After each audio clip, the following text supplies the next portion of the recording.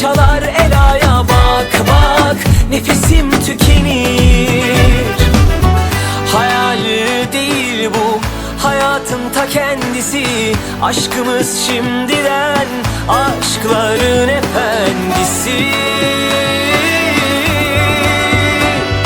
Maşallah diyelim, nazarlar değmesin. İlan ettim, bu kalbin sahibi de sensin. Maşallah diyelim, nazarlar değmesin. Bugünü yaşa, yarını hayal et, çünkü hep benimlesin.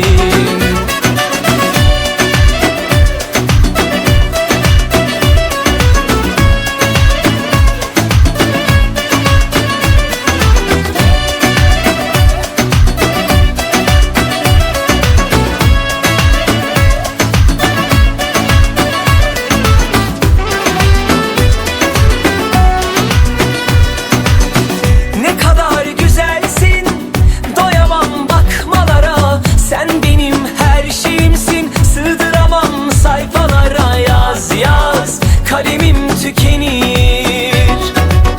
Ne kadar narinsin, kıyamam dokunmaya. Ne güzel gözlerin var, güneşte çalar Ela'ya bak bak, nefesim tükenir. Hayal değil bu, hayatın ta kendisi. Aşkımız şimdiden, aşkların efendisi.